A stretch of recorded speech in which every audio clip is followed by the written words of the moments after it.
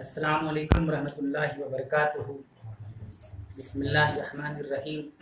الحمد للہ رب العالمین والصلاة والسلام علی رسولہ الکریم ومن تبعهم بإحسان الی یوم الدین وعلی آلہ وصحبہ اجمعین، اما بعد۔ قال اللہ تبارک و تعالی فی کلامہ المجید والفرقان الحمید: اعوذ باللہ من السمیع العلیم من الشیطان الرجیم من حمدہ ونفخہ ونفثہ۔ بسم اللہ الرحمن الرحیم۔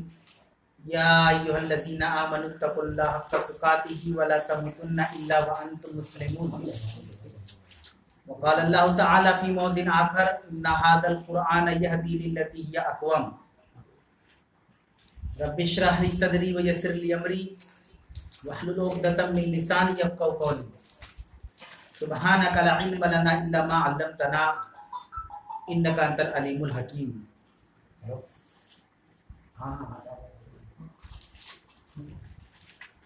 سب سے پہلے اس اللہ رب العالمین کا شکر و احسان جس کی فضل اور توفیق سے ہم اور آپ اس پاک بزم اور مجلس کا حصہ ہیں، جہاں پر بہترین کلام، سب سے بہترین بات اللہ رب العالمین کی قرآن مجید کے متعلق ترجمہ و تفسیر کے لیے ہم اور آپ جمع ہیں۔ اللہ تعالیٰ نے نبوت اور رسالت کی تصدیق کے لیے مختلف انبیاء پر آسمانی کتابیں نازل فرمائی، اور اس سلسلے کو بڑھاتے ہوئے اللہ رب العالمین نے رسول اکرم صلی اللہ علیہ وسلم کے اوپر قرآن حکیم جیسی معزز کتاب نازل فرمائی۔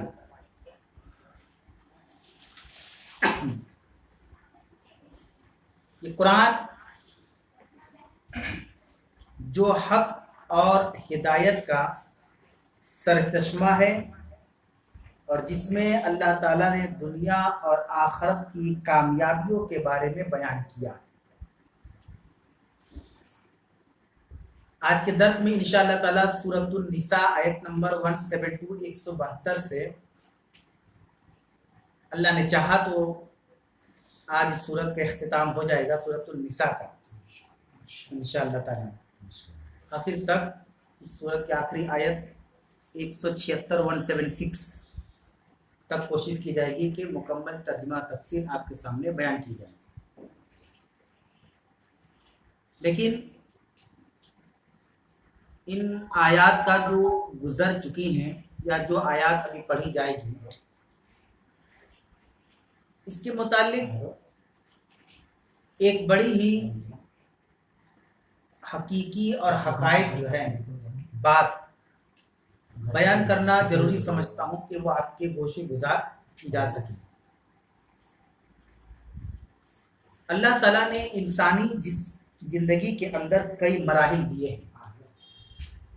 ایک مرحلہ پیدائش کا ہوتا ہے، اس کے بعد بچپن کا مرحلہ ہوتا ہے، اس کے بعد جوانی کا، اس کے بعد بڑھاپے کا، اب اس کے بعد کوئی مرحلہ نہیں، سیدھا قبر کے اندر برزخ کی زندگی میں ہم چلے جاتے ہیں۔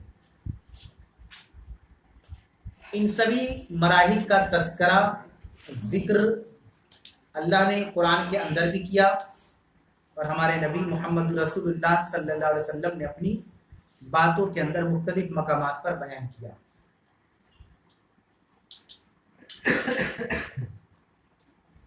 دنیا کے اندر اگر کوئی پروڈکٹ یا سامان ہم خریدتے ہیں، اسے اپنی ضرورت میں شامل کرتے ہیں، تو اس میں جو ایک چیز بہت خاص ہوتی ہے وہ ہے اس کی امپورٹنس، اس کی اہمیت۔ مثلا ہم موبائل خریدتے ہیں، کیونکہ آج موبائل وقت کی ضرورت ہے اور بہت سارے کام اس سے ہو رہے ہیں۔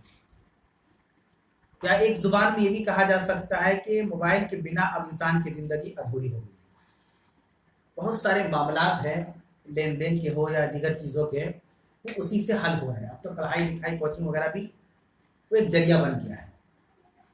تو ہم اس کی امپورٹنس کو سمجھتے ہیں اور اسی کو ذکر کرتے ہوئے، یاد کرتے ہوئے، سمجھتے ہوئے ہم اس سامان کو خریدتے ہیں اور اس کی حفاظت کرتے ہیں۔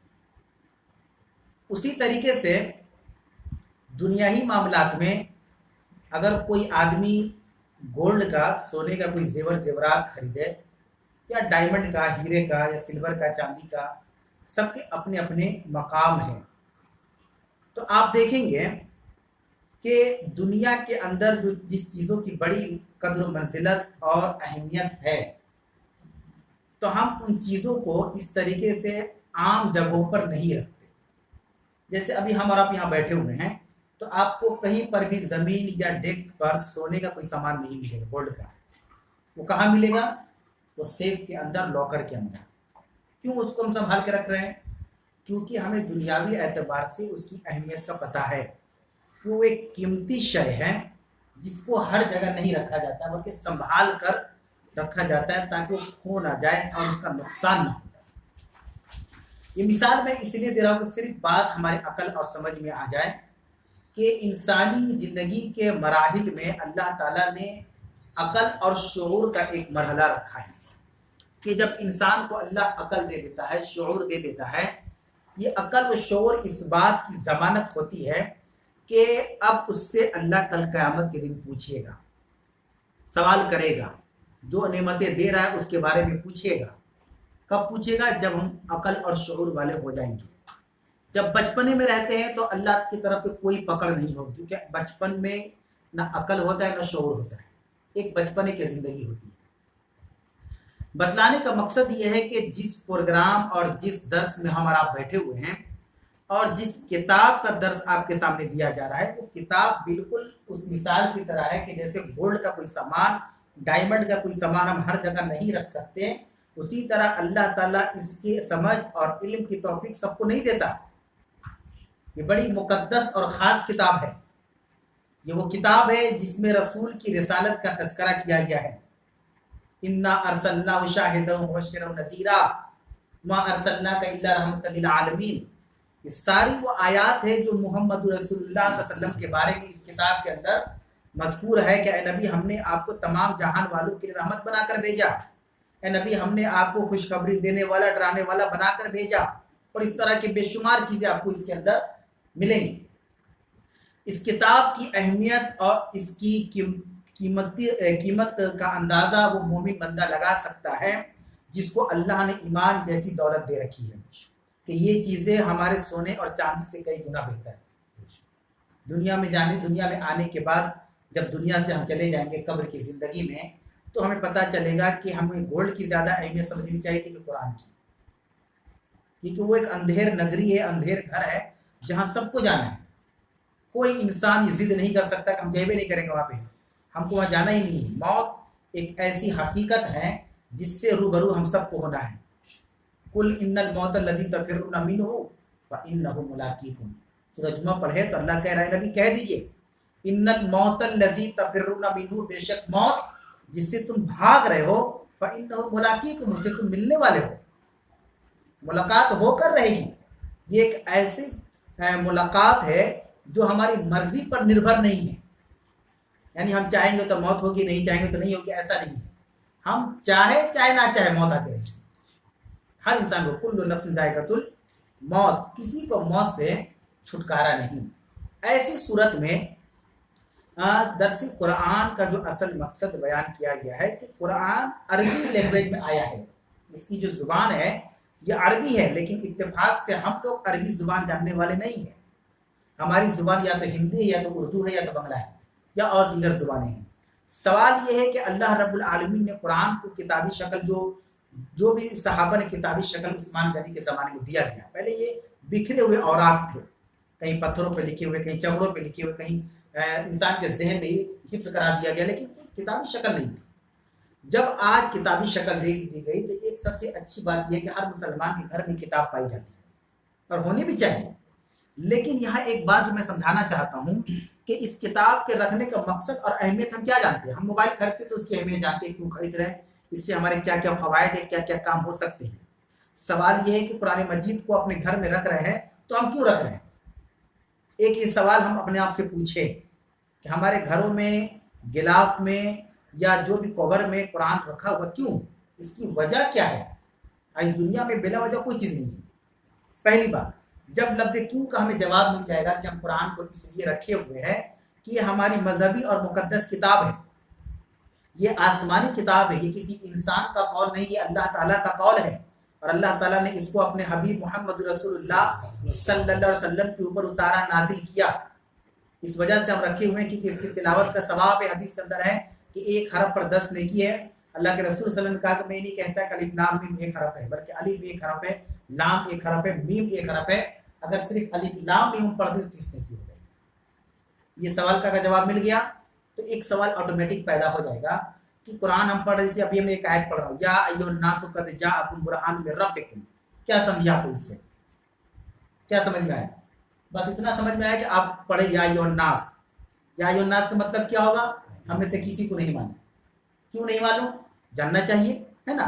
اللہ تعالیٰ نے قرآن جو نازل کیا وہ ایک میسیج ہے۔ ہم نبی کی زندگی کا مطالعہ کرتے ہیں، ان کی بایوگرافی پڑھتے ہیں تو ان کی زندگی میں جیسے جیسے حالات رونما ہوئے اسی سے آیت اترتی گئی۔ حضرت عائشہ صدیقہ پر تہمت لگائی گئی آپ کے کیریکٹر کے اوپر، تو اللہ نے سورہ نور کی 10 آیت نازل کر دی کہ عائشہ صدیقہ پاک دامن عورت ہے۔ تو سچویشن اور کنڈیشن کے حساب سے اللہ تعالیٰ آیات کو اتارتا رہا، ہے نا۔ تو سوال یہ ہے میرے بھائی کہ اللہ تعالیٰ نے اس کتاب کے ذریعہ ہدایت دے رکھی ہے۔ بہت سے لوگوں کو ہدایت جو کفر سے اسلام میں آئے اسی کتاب کی وجہ سے۔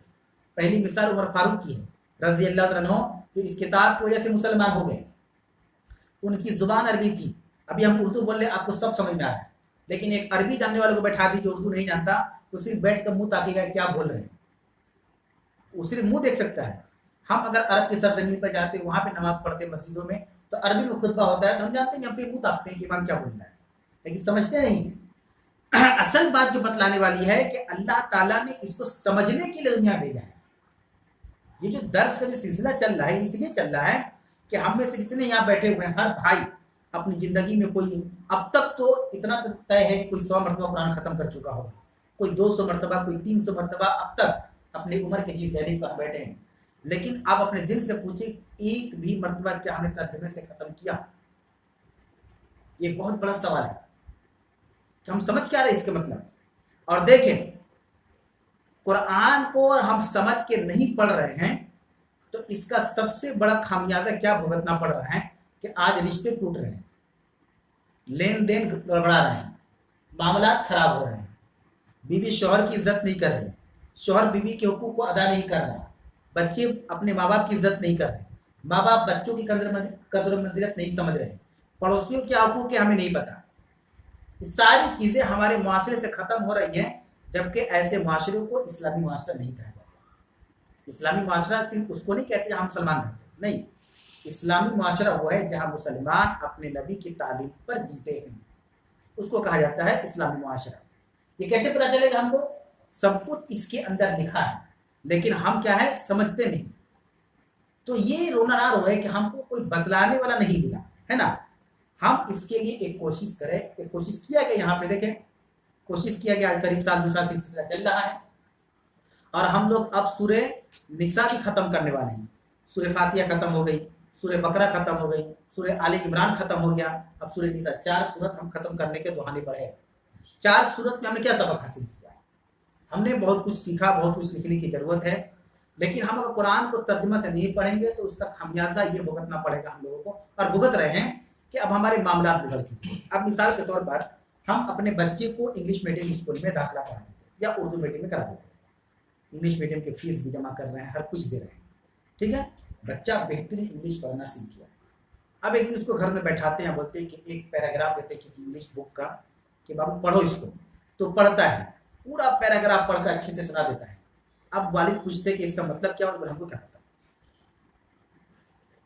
ہم کو کیا پتا، ارے پیراگراف پڑھ دیے تو اس کا مطلب کیا ہوا بتاؤ اردو میں، ہم کو کیا معلوم کیا مطلب ہوا، بس ہم پڑھنا جانتے ہیں۔ دس از اے ٹوائے، اس کا مطلب کیا ہوا نہیں معلوم۔ آئی ایم بیش، اس کا مطلب کیا ہوا نہیں معلوم۔ تو سوچیں کتنا کمزور میرا بچہ ہے، ہم فیس بھی جمع کر رہے ہیں، ٹیوشن میں بھی محنت کروا رہے ہیں، سب کچھ دے رہے ہیں، انگلش پڑھنا سیکھ گیا لیکن اس کا مطلب ہے اس کو نہیں معلوم۔ एक इंग्लिश शख्स से एक अंग्रेज से मिलवा दिया गया, वो पूछा उस बच्चे से व्हाट इज योर नेम, वो चुपचाप देख रहा है, वो भी बोल रहा है व्हाट इज योर नेम, नहीं जवाब पूछ रहा है तुम्हारा नाम क्या है। तो गार्जियन को हैरत होगी, कह रही इतना खर्च करने के बाद इंग्लिश तो पढ़ना सीख गया, मतलब ही नहीं जाना, तो क्या ये कंप्लीट एजुकेशन होगा? बिल्कुल सेम मिसाल हम लोगों की है, कुरान पढ़ना सीख गया लेकिन मतलब नहीं। कुरान पढ़ना सबको आता है, क्या लिखा है इसके अंदर ये जानना इसलिए जरूरी है ताकि हमें अल्लाह का खौफ हो। अब देखिए आयत नंबर 172 जो आज दर्स का शुरुआत है, अल्लाह ने क्या कहा 172 के 172 के अंदर, लन यस्तनकिफल मसीहु अन यकूना अब्दन लिल्लाह वलल मलाइकतुल मुकर्रबून।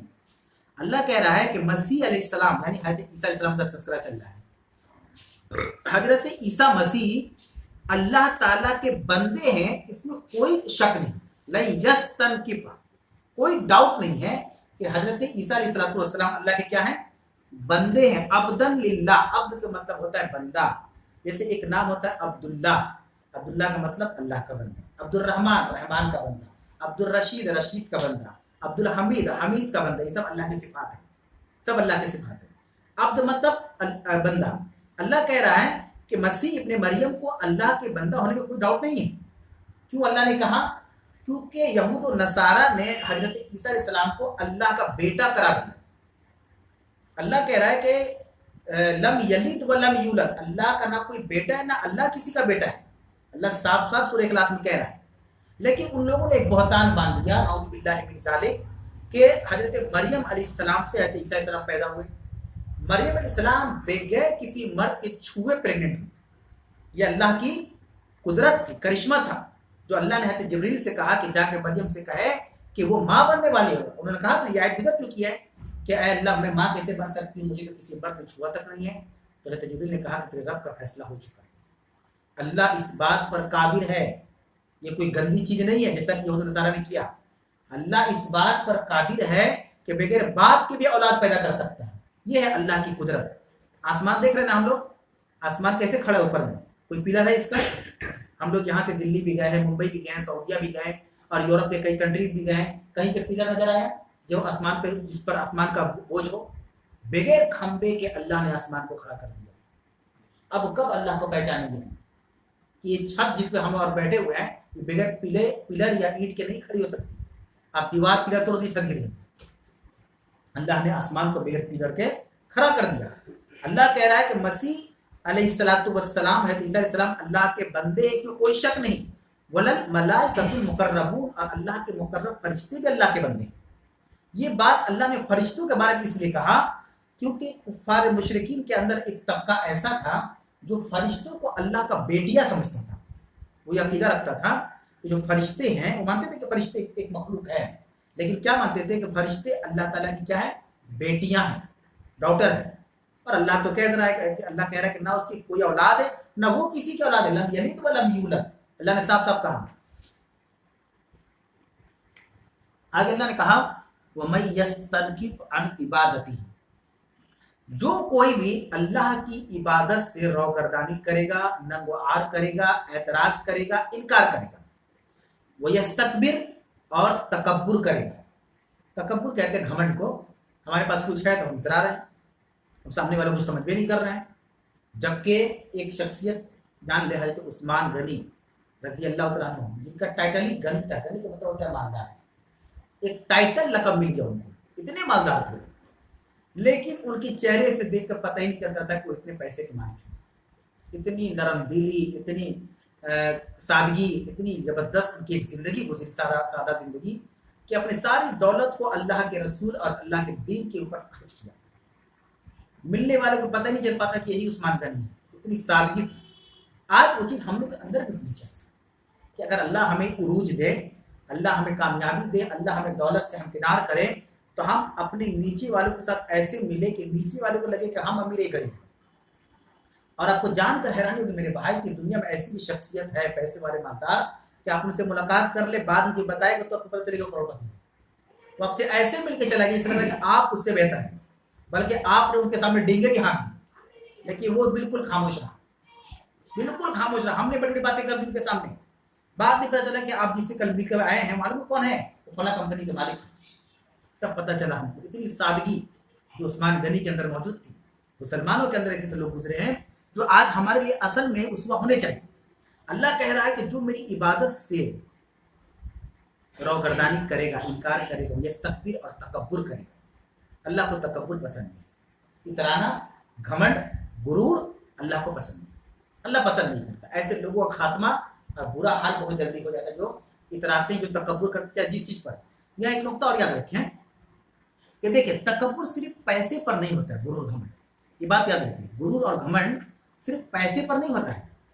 आपको मालूम होना चाहिए कि बहुत से उलमा अपने इल्म पर घमंड करते हैं कि मुझसे बड़ा जानकार कौन है। बहुत से कुर्रा कारी अपनी किरत पर घमंड करते हैं कि हमसे अच्छा कौन पढ़ लिखा। ये गलत है कि सिर्फ पैसे पर तकब्बुर किया जाता है।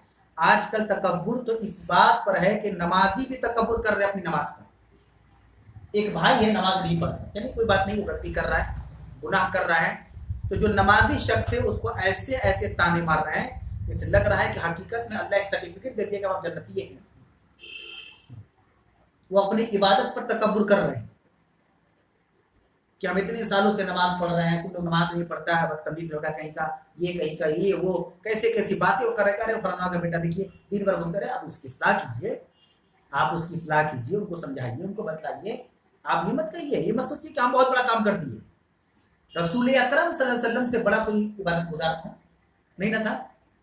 अल्लाह के नबी सल्लल्लाहु अलैहि वसल्लम की तहज्जुद की नमाज कैसे होती थी मालूम है? 5 वक्त को छोड़ दीजिए, तहज्जुद की नमाज में एक रकत में सूरह बकरा, सूरह आले इमरान खत्म, एक रकत में। इतनी लंबी लंबी नमाज पढ़ते थे कि आपके पाँव फूल जाते थे, इतना मोटा होता था, सूजन होता था। आयशा सिद्दीका ने कहा कि अल्लाह के नबी सल्लल्लाहु अलैहि वसल्लम आप इमामुल अंबिया हैं, नबियों के सरदार हैं, सैयदुल अंबिया हैं, आप रहमतुल लिल आलमीन हैं, आपके सारे गुनाह माफ है, आप इतनी बड़ी नमाज क्यों पढ़ते? 5 वक्त तो ठीक है।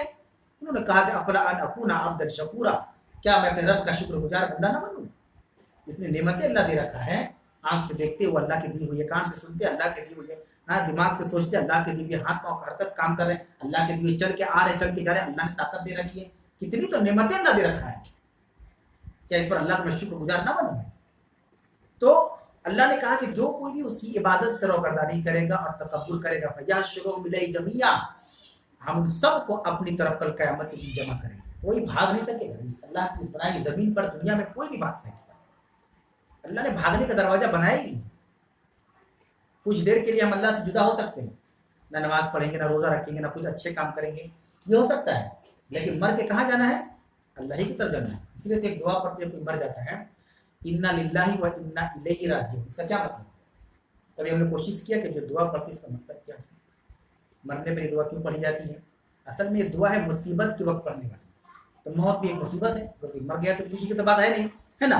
इन्ना लिल्लाहि, बेशक सारी चीज अल्लाह के लिए, इस दुनिया में जो कुछ हम देख रहे हैं सब अल्लाह के, सब अल्लाह के ताबे है, अल्लाह के गुलाम है, अल्लाह हाकिम है, अल्लाह मालिक है। इन्ना लिल्लाहि, बेशक सारी चीज अल्लाह के लिए, व इन्ना इलैहि राजिऊन, और हम सब उसी की तरफ लौट के जाना है। तो मरने के बाद हम कहाँ जाते हैं? अल्लाह की तरफ जाते हैं। यहाँ पे अल्लाह ने कहा हम सबको अपना जमा करेंगे। फिर अल्लाह ने 173 आयत में कहा अम्मल लज़ीना आमनू व अमिलुस सालिहात, बहरहाल जो ईमान लाए और नेक आमाल किए, फयुवफ़्फ़ीहिम उजूरहुम, तो हमको उसको पूरा पूरा अजर देंगे, बदला देंगे। क्या अल्लाह ने कहा? आमनू व अमिलुस सालिहात, वही लफ्ज़ फिर आया जो पीछे गुजर चुका है। ईमान लाना सिर्फ काफी नहीं है, बात समझ आ रही ना। जैसे बाद लोग सोचते हैं कि हम तो ईमान लाते मुसलमान होकर मरने पर जन्नत में चले जाएंगे, नहीं, अल्लाह कह रहा है कि नहीं, वो अमिलुस सालिहात, जो ईमान लाएंगे और नेक अमाल करेंगे। आजान हो रही है, आजान के बाद इंशाअल्लाह ताला दोबारा दर्स को शुरू किया जाएगा। बिस्मिल्लाहिर्रहमानिर्रहीम। अगली आयत, आयत नंबर 173, 173 में अल्लाह ने कहा फअम्मल लज़ीना आमनू व अमिलुस सालिहात, बहरहाल जो ईमान लाए और नेक आमाल करे, फयुवफ़्फ़ीहिम उजूरहुम, तो हम उनको पूरा पूरा अज्र देंगे। अज्र की जमा थी उजूर अरबी के अंदर। वयज़ीदुहुम मिन फ़ज़लिही, और अपने फजल में उसको और ज्यादा देंगे। वो अम्मल लज़ीना इस्तनकफ़ू वस्तकबरू, बहरहाल जो एराज करे और तकब्बुर करे, फयुअज़्ज़िबुहुम अज़ाबन अलीमा, तो हम उनको दर्दनाक अजाब देंगे। देखिए यहाँ पे एक चीज़ है कि इबादत से इनकार कौन करेगा? आमतौर पर बाद मुसलमान ये सोचते हैं कि चूंकि हम मुसलमान हैं तो हम जहन्नम में नहीं जाएंगे। تو غیر مسلم تو عبادت کرے گا ہی نہیں اللہ کی، تو مانتا ہی نہیں اللہ کو، وہ کیسے انکار کرے گا؟ تو سیرے سے ہی اللہ کو نہیں مانتا، مانتا ہی نہیں اللہ کو، تو عبادت بہت دور کی بات ہے۔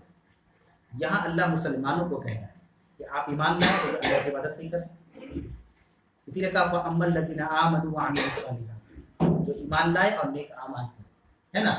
یہاں پہ اللہ کہہ رہا ہے کہ جو ہماری عبادت سے روگردانی کرے گا، مطلب اعراض کرے گا، کہ عبادت نہیں کرے گا اللہ کی، اللہ ان کو کہہ رہا ہے واستکبر، اور تکبر کرے تو ہم ان کو دردناک عذاب دیں۔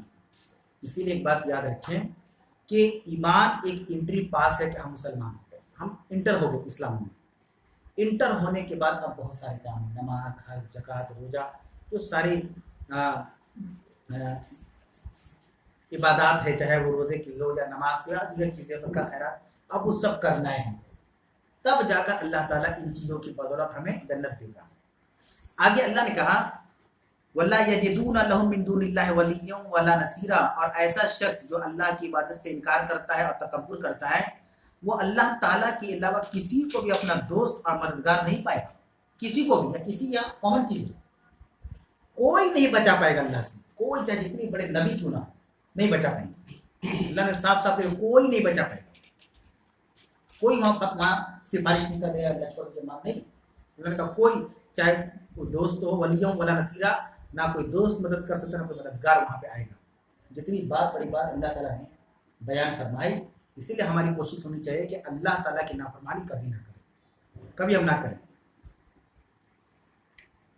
اس کے بعد اللہ تعالیٰ نے آیت نمبر 174 174 سورۃ النساء، اللہ نے کہا یا ایھا الناس قد جاءکم برہان من ربکم، اے لوگوں تحقیق کہ تمہارے پاس تمہارے رب کی طرف سے برہان، واضح دلائل آ گئے، وَأَنزَلْنَا إِلَيْكُمْ نُورًا مُبِينًا، اور ہم نے اے نبی آپ کی طرف کھلی ہوئی نور کو بھیجا۔ اے نبی ہم نے آپ کو، اس سے مراد قرآن مجید ہے کہ ہم نے نورًا مبینہ، کھلا ہوئی کتاب، بالکل صاف ستھری کتاب، بیان کرنے والی کتاب، سمجھنے والی کتاب، ہدایت والی کتاب آپ کی طرف بھیجا۔ یہاں ایک لفظ اللہ نے کہا یا ایھا الناس قد جاءکم برہان من ربکم، اے لوگوں تمہارے رب کی طرف سے تمہارے پاس برہان آ گئے۔ برہان کس کو کہتے ہیں؟ دلیل کو کہتے ہیں، دلیل قاطع کہا جاتا ہے، یعنی کسی مسئلے پر ایسی دلیل دینا کہ اس دلیل کو کوئی کاٹ نہ سکے۔ جیسے کسی نے پوچھا آپ سے کہ نماز کتنے وقت فرض ہے، تو آپ نے کہا کہ 5 وقت کی نماز فرض ہے، یہ ایک دلیل ہے، آپ نے حدیث بھی دکھا دیا، قرآن بھی، اب اس کو کوئی کاٹ ہی نہیں سکتا کہ نہیں 4 وقت کی فرض ہم سنے ہیں، نہیں 6 وقت بھی پڑھ سکتے ہیں۔ ایسی دلیل جو آدمی کو لاجواب کر دے، وہ اس کے بعد اس کو کاٹ ہی نہیں سکے، اس کی طاقت ہی نہیں کہ اس کے پیچھے بحث کر دے یا اس کو ادھر ادھر کرنے کی توڑ موڑ کر کے بیان کرنے کی کوشش بھی نہ کر سکے، ایسی دلیل ہو اس کو برہان کہا جاتا ہے۔ آگے اللہ نے کیا کہا، اے نبی وَأَنزَلْنَا إِلَيْكُمْ، الیکم مطلب آپ کی طرف، عربی کے اندر ہوتا ہے الا، مطلب ہوتا ہے طرف، من دہلی الا کولکاتہ، دہلی سے کولکاتہ کی طرف، فروم ٹو کا جو معاملہ ہوتا ہے تو فروم مطلب ہوتا ہے من، اور ٹو کا مطلب ہوتا ہے الا، الا کہاں تک، الیکم آپ کی طرف، ہم نے انزلنا نازل کیا، کیا نازل کیا، نورم مبینہ، اے نبی ہم نے آپ کی طرف کھلی ہوئی کتاب، نور والی کتاب آپ کی طرف نازل فرمائی، جس کو قرآن مجید کہا جاتا ہے۔ اس کے بعد اللہ نے آیت نمبر 175 375 کے اندر کہا فَأَمَّا الَّذِينَ آمَنُوا بِاللَّهِ، پس جو لوگ اللہ تعالیٰ پر ایمان لائیں، وَاعْتَصَمُوا بِهِ، اور اس پر مضبوطی سے جمے رہے، پکڑے رہے، تھامے رہے، فَسَيُدْخِلُهُمْ فِي رَحْمَةٍ مِّنْهُ وَفَضْلٍ، تو ایسے لوگوں کو ہم اپنی رحمت میں داخل کر لیں گے، اپنے فضل میں داخل کر لیں گے۔ دیکھیں یہاں پر بھی اللہ نے ایک بہترین بات بیان کی، اللہ نے کہا فَأَمَّا الَّذِينَ آمَنُوا بِاللَّهِ، جو اللہ پر ایمان لائے، یہاں تک تو کافی تھا بات ہے نا، جو اللہ پر ایمان لائے، تو ہمیں سب اللہ پر ایمان لاتے ہیں الحمدللہ۔ اب اس کے بعد ایک جملہ کو اسکپ کرتے ہوئے فَسَيُدْخِلُهُمْ آ جاتا، لیکن اللہ نے اسکپ نہیں کیا، اللہ نے ایک جملہ اور ایڈ کیا، وَاعْتَصَمُوا بِهِ، اور جو اللہ پر ایمان لانے کے بعد اس کو مضبوطی سے پکڑ لے، ہم مسلمان ہو گئے، ہے نا، الحمدللہ اللہ نے ہم سب کو ہدایت دی، اور اللہ سے دعا ہے کہ ہماری موت بھی ہو تو اسی ایمان کی حالت میں ہو، آمین۔ جب مسلمان ہو گئے، اللہ نے ہدایت دے دی ہم کو، تو اب ہم کو اس دین اسلام کو مضبوطی سے پکڑنا ہے۔ مضبوطی سے پکڑنے کا مطلب یہ نہیں ہے کہ زبان ہی صرف مضبوطی دکھا دے، قرآن مانتے پورا مانتے، حدیث مانتے پورا مانتے، نبی مانتے پورا مانتے ہیں، اور کوئی کمی نہیں کرنے لگے، یہ مطلب نہیں۔ مطلب ہے کہ آپ جمے رہیں، صحابہ کی زندگی تھی، صحابہ کی زندگی کیسی زندگی تھی؟ جب وہ رسول اکرم صلی اللہ علیہ وسلم کے اوپر ایمان لائے تو اپنے جان کی، اپنے مال کی قربانی انہوں نے پیش کی. اللہ کے رسول پر ایمان لانے کے لیے جو بہتان کو بھگتنا پڑا، جو سجائے کو کاٹنی پڑی، جو ظلم اور بربریت ان کے اوپر ہوئے ڈھائے گئے، ان سب کو انہوں نے خوشی سے قبول کیا. حضرت خباب رضی اللہ عنہ بڑے مشہور صحابی تھے، شروع میں مسلمان ہوئے تھے، شروع میں بھی ہجرت بھی نہیں ہوئی تھی. ان کو مکہ والے نے پکڑ لیا. ارے خباب تم کیسے پگھل گیا محمد کے اس بات پر؟ تم تو سمجھدار ہو، تمہارا قبیلہ، پورا خاندان بڑا بڑا ہے. انہوں نے کہا میں پگھلا نہیں ہوں، میں حق کو میں نے قبول کیا ہے. تو ان کو سولی پہ لٹکا دیا گیا. چلو جب حق پہ آئے ہو تو تھوڑا سزا بھی ہوگا، تو لوگ آؤ، کیسے چھوڑ دیں تم کو ہم. اس وقت اللہ کے رسول صلی اللہ علیہ وسلم مکہ کے اندر وانٹیڈ تھے، کھوجا جاتا کہاں ہے محمد. خباب سے کہا گیا کہ دیکھو تمہارے لیے عذاب جو ہے کم کر دیا جائے گا، یعنی سزا بتا دو محمد کہاں ہے، بس اتنا بتا دو، چھوڑ دیا جائے گا تم کو. اس وجہ سے تم کو تمہاری سزا میں کمی کی جائے گی، رہا کر دیا جائے گا. انہوں نے کہا ایک جملہ ہے تو خباب بن ارت رضی اللہ عنہ نے کہ اگر یہ تمہاری شرط ہے کہ میں بتا دوں کہ نبی کریم صلی اللہ علیہ وسلم کہا کہ چھوڑ دو گے تو مجھے موت پسند ہے، لیکن یہ پسند نہیں کہ میں بتاؤں کہ اللہ کے نبی کہاں ہے. اور ان کو مار دیا برچھی سے، بھالے سے پورا چیر پھاڑ کر کے کاٹ دیا. الحمدللہ ہم لوگ کو سب دن دیکھنے کی نوبت نہیں ہے. کتنا آرام ہے، آرام سے نماز پڑھ رہے، روزہ رکھ رہے ہیں، افطاری کر رہے، سحری کر رہے، عید منا رہے، بقرعید منا رہے، گھومنے جا رہے ہیں، آ رہے، کوئی پریشانی ہے ہم لوگوں کو. اس کے باوجود بھی ہم اللہ کی عبادت نہیں کر رہے، کوئی دقت نہیں، کوئی قربانی نہیں دینا ہے. ہم غیر مسلم گھرانے سے اٹھ کر نہیں آئے، ماشاءاللہ خاندانی مسلمان ہیں. دادا بھی مسلمان تھے، پردادا بھی مسلمان تھے، والد صاحب بھی مسلمان تھے، ہم بھی مسلمان ہیں، بچے بھی ہمارے مسلمان. اللہ کہہ رہا ہے کہ اس کو مضبوطی سے پکڑ لو. اور جب اللہ کے دین کو مضبوطی سے پکڑیں گے تو ایک نقطہ یاد رکھیے گا، بہت سے لوگ غلط فہمی کے شکار ہوتے ہیں. اچھا ہم نماز روزہ پڑھیں گے تو کوئی مصیبت نہیں، نماز روزہ کریں گے تو زیادہ مصیبت آئے گی. یہی تو آزمائش ہے. صحابہ پہ کیسے آئی؟ صحابہ کے ایمان کی طرح ہمارے ایمان تھوڑی نہ ہے. صحابہ جب مسلمان نہیں تھے تو بالکل ٹھیک تھے، جیسے اسلام قبول کیا کتنی پریشانی تھی. مثال میں نے آپ کو دی ہے خباب والی، ایک نقطہ ذہن میں بیٹھا لیں گے، جیسے ہم اللہ کا کام کریں گے، اللہ کے نبی صلی اللہ علیہ وسلم کی بات پر چلیں گے، ہم کو سب سے زیادہ پریشانی ہوگی. اپنے بیگانے ہو جائیں گے، دوست دشمن ہو جائیں گے، روزی روٹی میں کمی ہو جائے گی، اپنے چھوڑ دیں گے، ہم کو بھگا دیں گے. بہت طرح کے مسئلے مسائل جو ہیں ہماری زندگی میں آئیں گے. اسی مسئلے مسائل پر صبر کرنے پر اللہ جنت دے گا انشاءاللہ. یہ غلط سوچ ہے کہ جو نماز پڑھتے ہیں، جو روزہ رکھتے ہیں، ان کو کوئی پریشانی نہیں ہوگی. نہ ہو، یہ اللہ کی مرضی ہے. اللہ کسی بندے کو نہ آزمائے تو اس کی آزمائش کو کم کر دے. لیکن اب یاد رکھیں قرآن کا یہ وعدہ ہے کہ کیا تم یہ گمان کرتے ہو کہ محض اس لیے کہ ایمان لے آئے ہو تو اللہ تم کو آزمائے گا نہیں. وَلَنَبْلُوَنَّكُمْ بِالْخَيْرِ وَالشَّرِّ، اللہ کہہ رہا ہے کہ ہم تم کو خیر اور شر دونوں سے آزمائیں گے، اور ضرور بضرور آزمائیں گے. یہ اللہ کا وعدہ ہے. اسی لیے بہت سے ہمارے بھائی بہت رنجیدہ ہو جاتے ہیں، بہت غمگین ہو جاتے ہیں. پہلے ٹھیک تھے ہم، جہاں جب نماز میں شروع کیے تب یہ کرو تو وہ کرو، یہ پریشانی نہیں میرے بھائی، اللہ آزما رہا ہے. یہی آزمائش پر جنت ہے. اتنا آزمائے جائیں گے، اللہ تعالیٰ ہماری جنت کو آسان کر دے گا. اللہ نے کہا کہ ہم اس کو اپنی رحمت میں داخل کریں گے، فضلین، اور اپنا فضل اس کو دیں گے. کس کو؟ جو اللہ پر ایمان لائے گا اور مضبوطی سے جمع رہے گا، کوئی طاقت اس کو ہلا نہیں سکتی. وَيَهْدِيهِمْ إِلَيْهِ صِرَاطًا مُسْتَقِيمًا، اور ایسی لوگوں کو ہم اپنے سیدھے راستے کی ہدایت بھی دیں گے، یعنی پوری زندگی وہ صراط مستقیم پر گامزن رہے گا. سورہ نساء کے شروع میں کچھ وراثت کے بارے میں بیان ہوا تھا.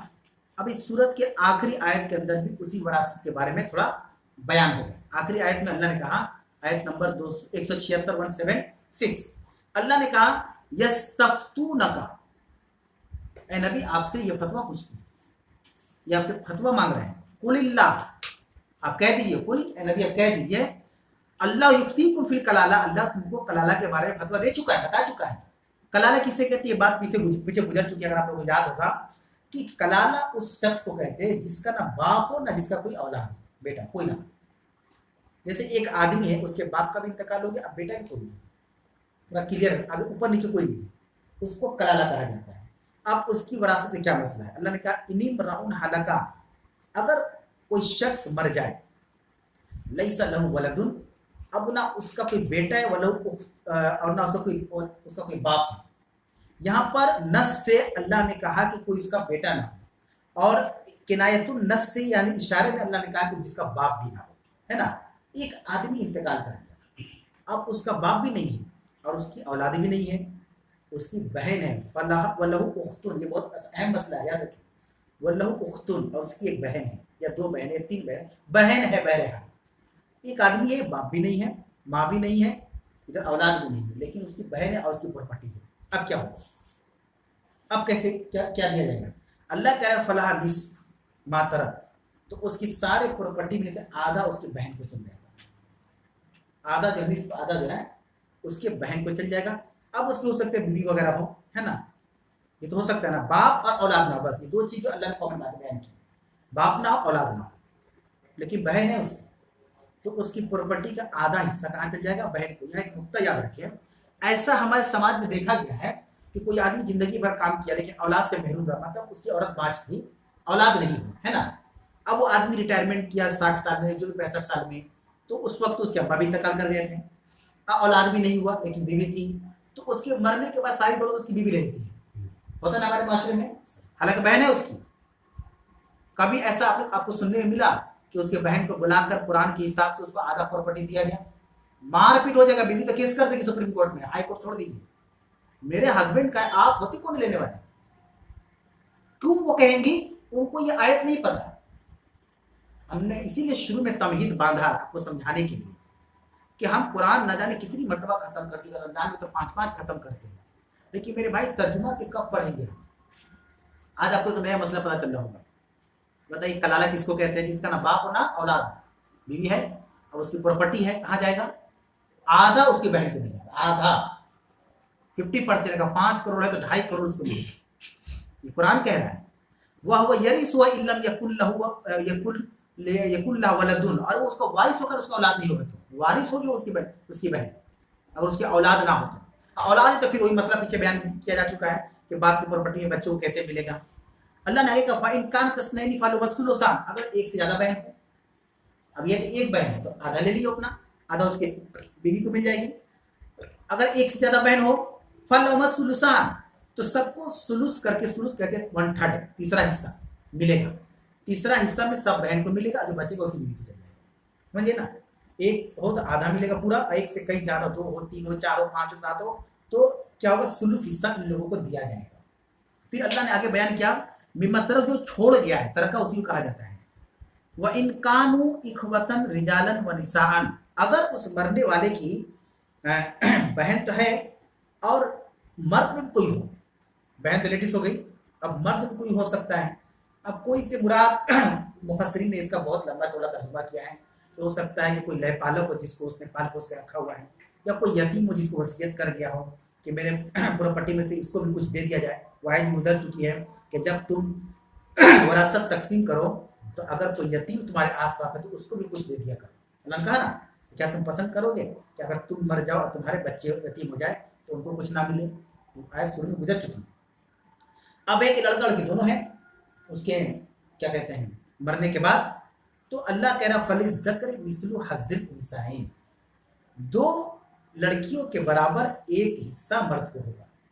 یہ فارمولا پچھلے بھی بیان کیا جا چکا ہے کہ مان لیجیے کہ ایک بھائی ہے اور ایک بہن ہے اور زمین ایک کٹھا ہے، تو کیسے دیا جائے گا؟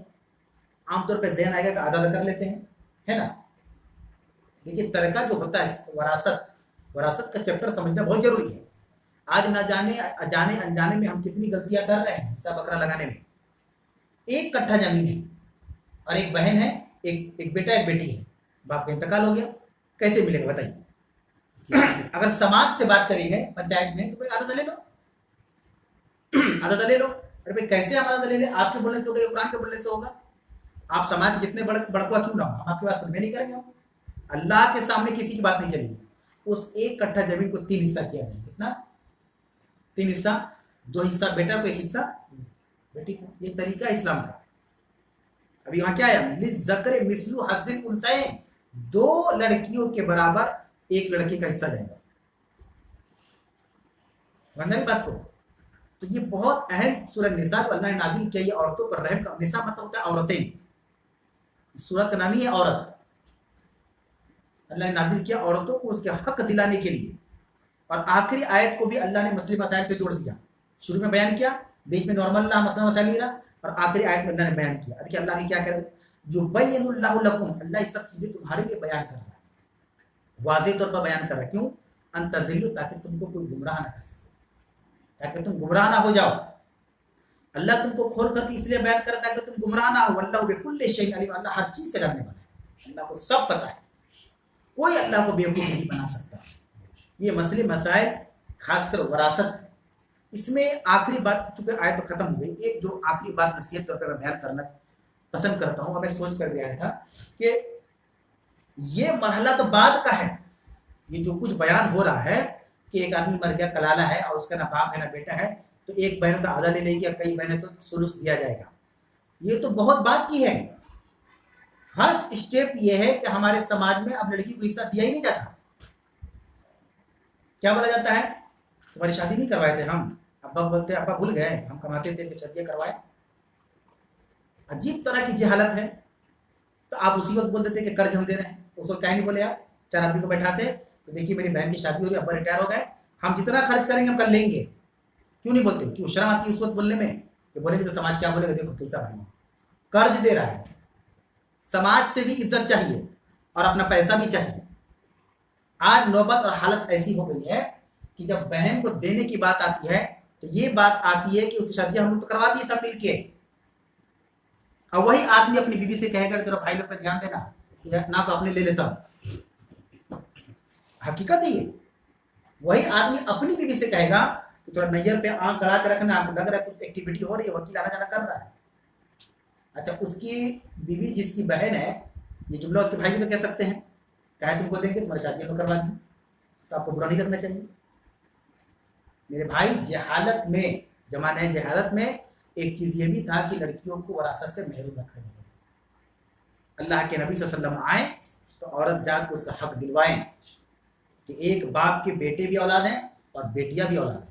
بس ترکہ الگ الگ اس لیے ہے کہ لڑکی کا حصہ اس کے سسرال میں بھی ہوتا ہے, اس کے ہسبینڈ میں, اس لیے کم کیا گیا ہے. لیکن لڑکا کا حصہ اور کہیں نہیں ہوگا.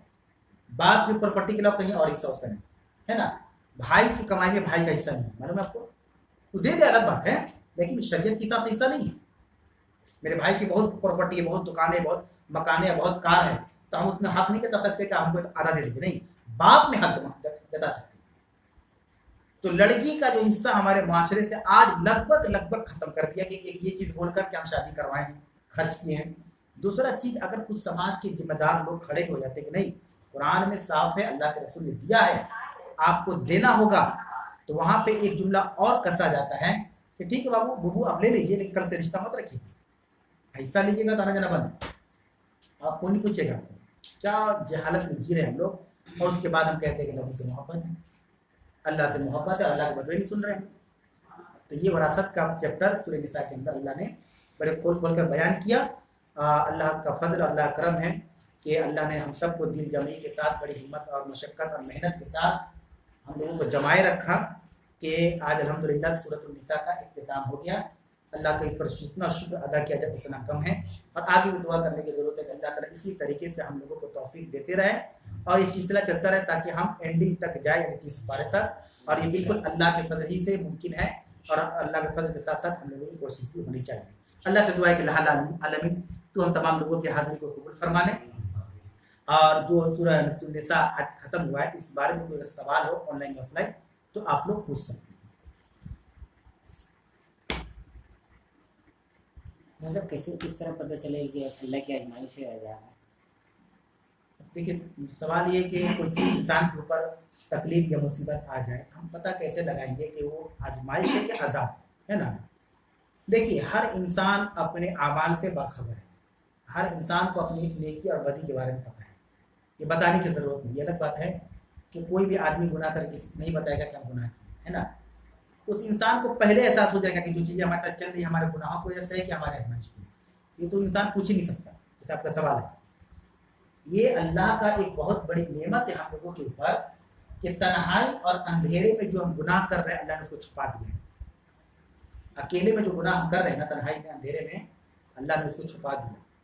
اگر اللہ ظاہر کر دینا تو کوئی بھی شخص ایک دوسرے کو منہ نہیں دکھا پائے. اگر ہمارے اللہ برائیوں کو اجاگر کرتے سمجھا بھی؟ اب رہا سوال کہ اگر ہم کو پتہ ہے کہ ہم نیک عمل کر رہے ہیں اور ہم سے کوئی بڑے بڑے گناہ نہیں، جس کو کبیرہ کہا جاتا ہے، اور ہمارے ساتھ مصیبت ہے، تو ہم سمجھیں گے کہ اللہ آزما رہا ہے۔ اگر ہم کو پتہ ہے، مگر کیا پتہ ہے ہی کہ ہم برائی کر رہے ہیں، زنا کر رہے ہیں، غیبت کر رہے ہیں، چغلی کر رہے ہیں، جھوٹ بول رہے ہیں، ہاں سود کھا رہے ہیں، حرام کھا رہے ہیں، اور اس کے بعد کوئی مصیبت آئے گی تو ہم جانتے ہیں کہ ہمارے گناہوں کی کرتوت ہے۔ وما اصابکم من مصیبت فبما کسبت ایدی الناس، قرآن میں اللہ نے کہا کہ انسان کے اوپر جو مصیبت آتی ہے اس کے ہاتھوں کے کرتوت ہے۔ تو ہمیں پتہ ہے، ہمیں اپنے بارے میں زیادہ پتہ ہے، ہم سے زیادہ کون جان سکتا ہے میرے بارے میں، ہے نا؟ اس کا ٹائم ٹھیک ہے کوئی سوال نہیں؟ ٹھیک درس کے اختتام کا اعلان کیا جاتا ہے اس دعا کے ساتھ کہ اللہ تعالیٰ تو ہم سب کے حاضری سے قبول فرما لے، اور جو بھی صورت ختم ہوئی ہے، چاہے سورہ بقرہ ہے، سورہ نساء، جو بھی، اللہ ہمیں اس کے مطابق عمل کرنے کی توفیق عطا فرمائے۔ آمین وآخر دعوانا الحمدللہ رب العالمین۔ سبحان رب العزت عما یصفون وسلام علی المرسلین والحمد للہ رب العالمین۔ السلام علیکم ورحمۃ اللہ وبرکاتہ۔